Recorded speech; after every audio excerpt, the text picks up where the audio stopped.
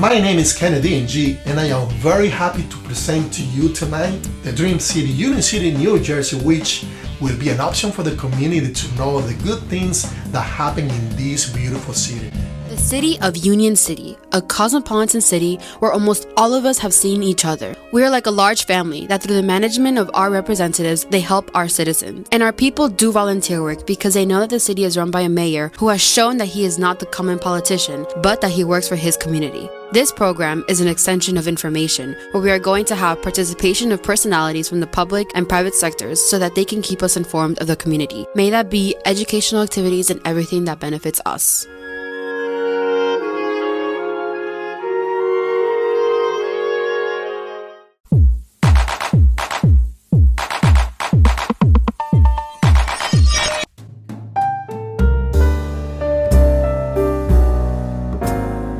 Good evening, Union City, the Dream City.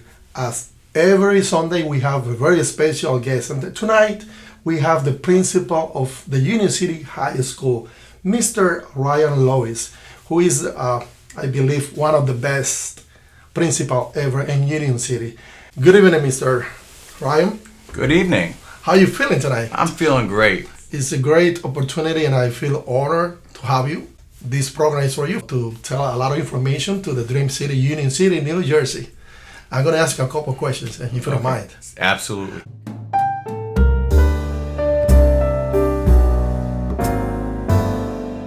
Can you tell the Dream City, Union City, New Jersey, the Dream City, a little bit about your background? Well, my background actually starts, believe it or not, in Jersey City in education. I started as a teacher in Jersey City back in 1999, PS22 in Jersey City, and then in 2002 I came over here to Union City and started working as an elementary school teacher at Washington School. What grade? I taught grades 5 through 8. I was a technology teacher at Washington School. And wow, it was, Washington School. Yeah. You know that I did my student internship at Washington School. Yeah, well, I don't remember you being there when I was there. 87. Oh, okay, no, I wasn't. You were a baby. So, what university did you attend to? Yeah, I went to the Ohio State University in Columbus, Ohio, a prestigious university known not only nationally but internationally as well. Then I went on to receive my master's degree from St. Peter's University here. In education? In education, educational leadership in St. Peter's University in Jersey City. And then I continued my education with another degree in curriculum and instruction. I have a master's degree from Grand Canyon University. Wow. Are you the first one being a teacher in your family? I am the first teacher in my family. I am the second graduate in my family. My older brother, Jeremy, is the first graduate, and I was the second graduate in my family. Were you a good student? I was. Tell me the truth. I'm going to find out. Okay, so I was a great student in high school. A great student. I graduated number 2 in my class in high school, a smaller school in rural Ohio. But when I started at Ohio State, I struggled a little bit. I'll be honest. I wasn't the best college student to start out, but then Well, you don't have to be the best. As long, you grow up and, sometimes we get lazy and, we have friends. As a young person, you like to do things that young people do. Yeah, exactly. And I had to learn and I had to grow up a little bit and adjust to the college. But you consider yourself like a good kid? You didn't do wrong things? No, I was a really good kid. I was an athlete. I competed in 3 different sports in high school, and then I was very, very aware of my academics, and I wanted to make sure I did well because I did want to go to college. Which sports did you play? I played football, I wrestled, and I played baseball. Baseball? Yeah. Not basketball? Not basketball. I'm very tall. No, you would have thought no I played. Boston Celtics, no Warriors? No, Okay. neither one. No, I'm a Cleveland Cavaliers fan. So. Good to know. When did you find out that you have the talent to be a teacher? Well, I think being a teacher has certainly the necessities to having the talent, but I also believe that you have to have the passion. I think that's the most important aspect Have of to be teaching. here. It has to come from the heart, and typically, and from my personal experience, it comes from having wonderful teachers as a kid growing up that took me under their wing and coached me through some life learning lessons, and those opportunities then turned into me growing up, whether it was academically or as an adult. So you mentioned wonderful teacher when you were in grammar school. And do you consider yourself a better teacher than the teacher that taught you when you were in grammar school? No, and I don't know if I'll ever consider myself a better teacher than those teachers. It was nostalgic. Those teachers to me were like godlike. They were somebody who changed my lives. I put them so high up on the pedestal. In fact, I keep in touch with them to this day. Yeah, good. Thank God for Facebook. I'm able to connect with them, and I let them know that they. So the first years teaching in elementary school, did you use some of the skills that those teachers used when you were student for That's a great question, and it's something that I always tried to do was emulate some of the best practices, and I still do that as an administrator now and looking at teaching. But when I first started teaching, I did use a lot of the techniques. One of the things I thought was very powerful was making sure that I listened to the students and I gave them positive, constructive feedback. I thought that was so important. The best teachers that I ever had were really good at providing feedback. Very good. By that time, how many students were allowed to be in the classroom? We're talking about when you were in elementary school. When I attended elementary school, yes. I would say 18 to 20 to 25. I don't really recall. How was the community? A lot of Spanish people? No. I grew up in rural Ohio. It was mostly Caucasian. Very different than here. Totally different.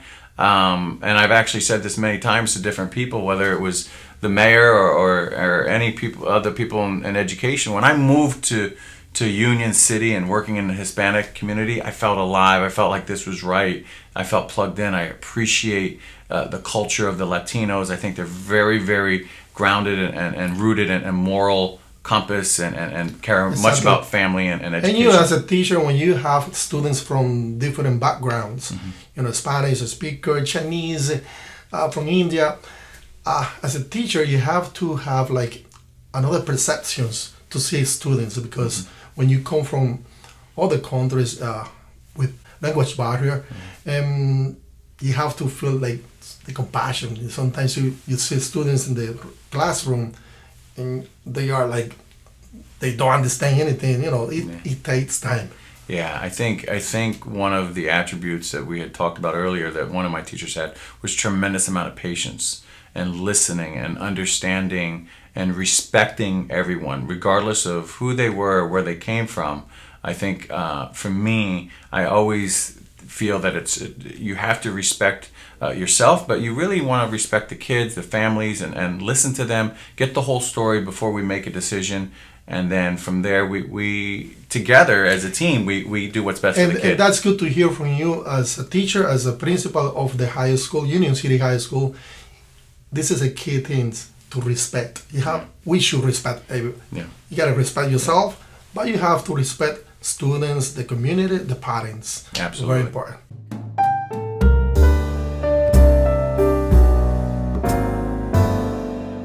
I'm gonna call you Ryan, okay? Yes. Okay, the Spanish pronunciation, so everybody knows that. Yeah. So, did you imagine being the high school principal? I mean, the Union City High School principal. It's funny you asked that question. I never did. No. I really enjoyed, first of all, being a teacher. I wasn't sure if I ever wanted to go into administration. I really enjoyed teaching. I enjoyed the interaction with the students. And then as I worked in the district a little bit longer, I realized that if I could then take what I knew and spread it out among a larger group of people, that we could have a greater impact on those teachers and students. But to be the principal of the high school, no, I remember when I came into this district, they had Bob Fazio was the principal at Emerson. I believe Bob Wendelkin was the principal at Union Hill, and I just thought the kids were big and it was really intimidating. But once I got a chance to work up at the high school, Mr. Benetti was the principal at the high school at the time. He took me under his wing and he mentored me, and then eventually I did feel prepared and ready to take over. How was the transition to be, being a teacher and then being the principal? How that work? Well, I think there is a transition. However, I think one of the most important attributes to being a principal is to never forget that you are a teacher first. I think the teachers need to know that. The teachers That's need the to, foundation. Yes, of course. As a principal, you're an instructional leader. And really, teaching and learning is so important for the principal to be able to facilitate that process to not only just the teachers, but there's so many different layers to that. There's school counselors, there's social workers, there's athletic coaches, there's so many people, security guards, so many different people in the school that help that teaching and learning process take place. Do you remember the first day? So you get dressed as a principal. Okay, you get to the school. Do you remember that first day? I do remember the first day, and I'll tell you why. What we do at the beginning of the school year, and we did my first year as principal back in 2015, we opened up the school with a very celebratory arrival of the students, and we had the students from our drillettes and our cheer squad and our drum line outside banging on the drums and welcoming the students into school. And I could just remember the feeling at that moment that it was very powerful. I could see the look on the kids' faces, and they were very excited to start their journey into high school. You know that I have had a lot of people from the Board of Education, and I always let them know that I was a teacher in Emerson High School. Wow. And the reason of that, because I ask questions about education, and as a board member, I believe that I understand the system. When you are a teacher, I mean, you don't have to be a teacher to understand the system. But if you are a teacher, I think that you have the advantage of knowing the system. And when I say the system, is that you should know the community. Mm-hmm. You should know the school district, yeah, and the multicultural students that you have. Yeah. But do you consider a good principal? I'm a very harsh critic on myself. I never think that I'm doing a good enough job. And that's good to know. Yeah, I feel that there's tremendous opportunity to always learn and grow. But I will say this, I do the best I can. And I think that every opportunity that we have, we like to take a look at the situation and do it in a fair and respectful, again, manner so that everyone is treated properly. I think that's important now more than ever, is that everyone knows that we care about them. I think the teachers that care the most and the administrators that care the most in security, the kids know it, the community knows it, and we'll do whatever we can to get them from point A to point B to C, all the way to point Z where they want to go. And I want the community to know that we're here to help them. Good. What years did you take the position as a principal? I started in 2015-2016 school year. So the pandemic was 2019. Yes. Yeah. Before going to the 3 years of the pandemic, it still are, but can you explain the community, the Dream City? How is the organization of a graduation? It's a big task. It's very difficult, okay?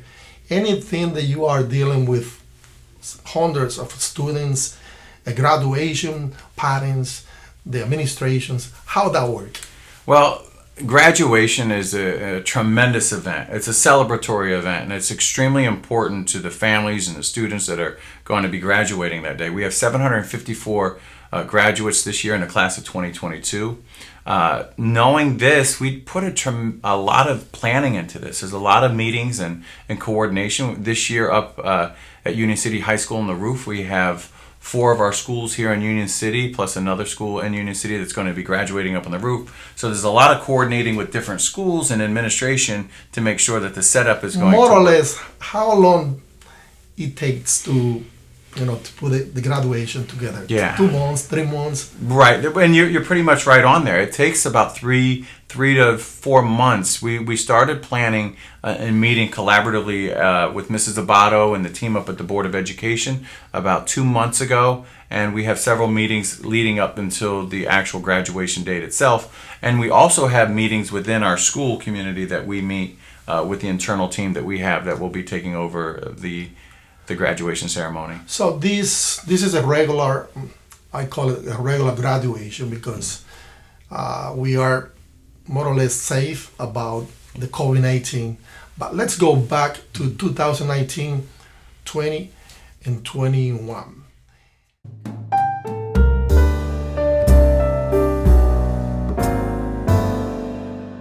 graduation was not like in person. It was like through Zoom and internet.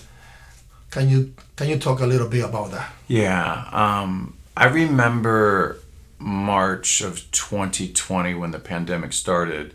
One of the things that struck me the most is feeling so hurt for the senior class that year, and thinking of all the events that they would not get to experience, such as prom and have an in-person graduation. That was devastating. We did a virtual graduation, which I don't think is ideal. We did have an opportunity for the students to come in with their families outside, receive a diploma, take some pictures in our student sanctuary. But then the following year, what we did is we did have graduation in person.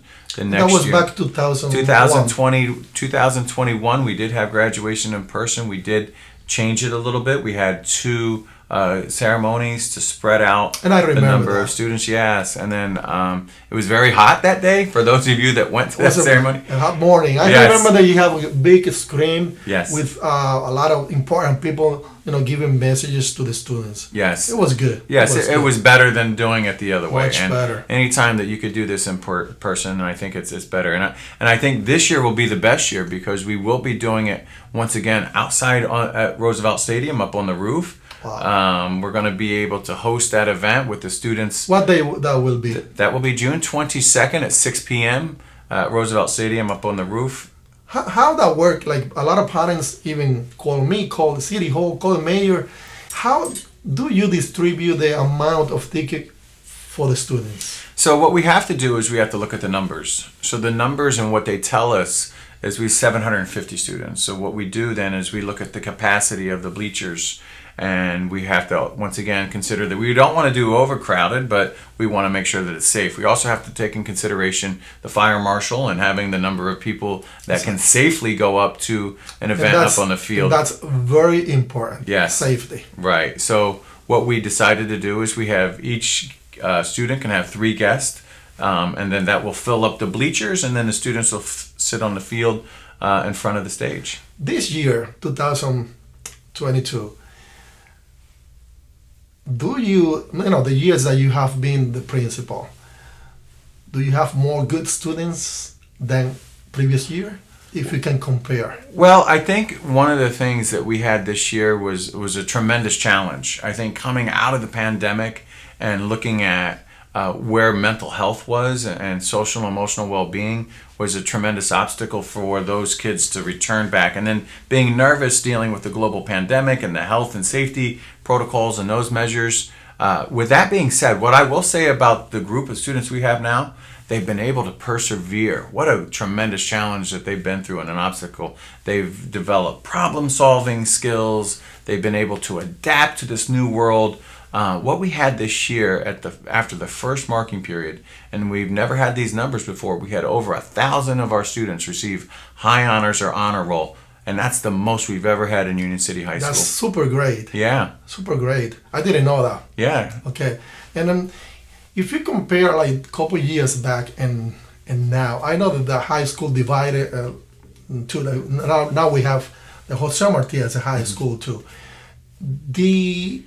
That step affect the Union City High School in terms of education? Yeah, I think naturally it's going to have some type of impact. I think it just reshifted the identity of the school. What we want to do now at Union City High School is because of those students that are at the STEM Academy are more focused on science, technology, engineering, and math. We reshifted our focus to humanities. We're looking at the fine arts and performing arts, and really career and technical education, which is a huge, huge job market for our students. So we're trying to find career pathways for our students to be successful that may not want to be an engineer or into technology, engineering, or math. Do you think the board of trustees, I'm a board member for many years, and I always ask any person that come here to the Dream City, because we should know things to get better. Yeah. Do you think we are doing a good job? And if you believe not, please tell me.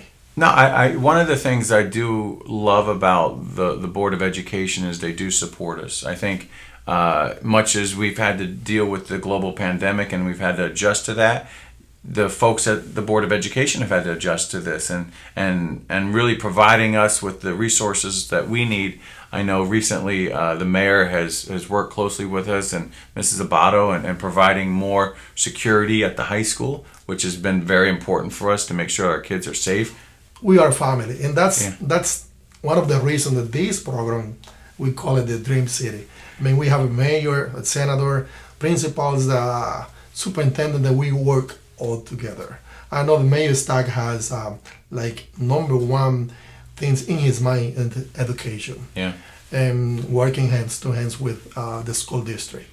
Yeah, it's definitely a special partnership that we have with the community and working with the Board of Education that allows us to seamlessly put together, whether it's programs or we have scientific research that's even going on, even though you would think that at Union City High School, not being a STEM school, we do scientific research there. We're looking to boost the advanced placement courses that we're offering as well. I know you guys are doing, I mean, a terrific job in there. We don't receive like many complaints. Oh, complaints is all the time in the air, but like mayor complaints from the high school, and from you, we never receive complaints. Okay, I believe that you are doing a good job. If not, I will tell you right now. Okay. Well, But, please you do. know, And for me, that's much like when I listen to the mayor talk to the community. If there's something that we could do better, let us know. I have an open door policy.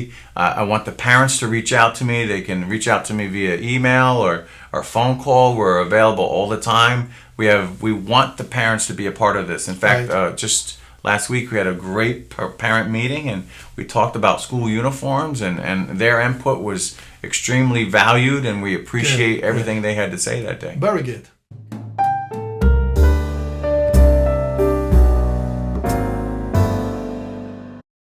Ryan, have you accomplished all your goals in education as a professional? Just explain me briefly. Yeah, I have not, and I don't know if I ever will, because I think it's I set lofty goals, and the goals for me will always be chasing to get better. And as the challenges always come up that are new, right? I would have never thought that I would have been a principal during a global pandemic, 3 years of dealing with what we've had to deal with and that impact on education. My goal as always is to make sure that the kids are happy, that the families are happy, that they're receiving an education, and that we can do what we want to do is improve the opportunity for these students to go to college, to have a better way of life. And I don't know if that goal will ever be achieved to the 100% max, but I'm going to do everything I can to get At it. least you try hard. Yeah, we do.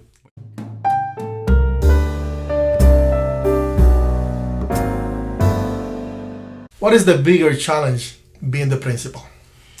Wow.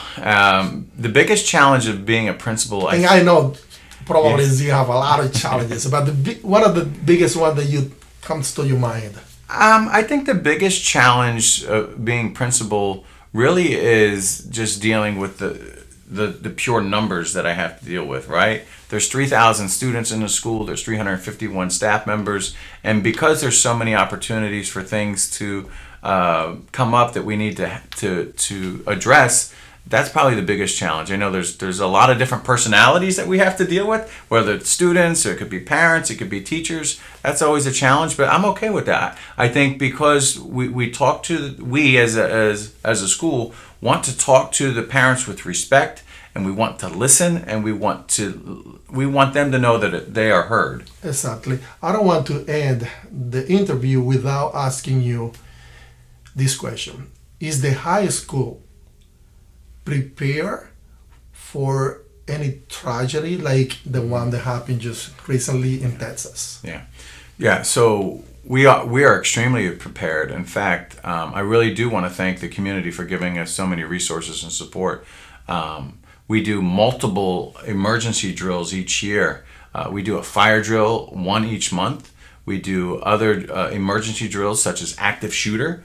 We do intruder alert drills. We do lockdowns. We do code blue drills. We do shelter in place. All those drills we do twice a year. In fact, we do the active shooter drill. We do multiple times. We have retired police officers that come in, and we do simulation drills where they actually come in and make the noise with the guns, and the community kind of reacts and handles those situations. And that's good that you are explaining that to the community, because we cannot take it for granted that things never happen where we live, because, I mean, in reality, it could happen anywhere in the planet. Yeah. And we have to be prepared. We cannot wait until things happen. Yeah. And you are, telling the community, the Dream City, Union City, New Jersey, that we are, at least we are prepared. Yeah. And we do the rehearsal, we do anything in our capacity.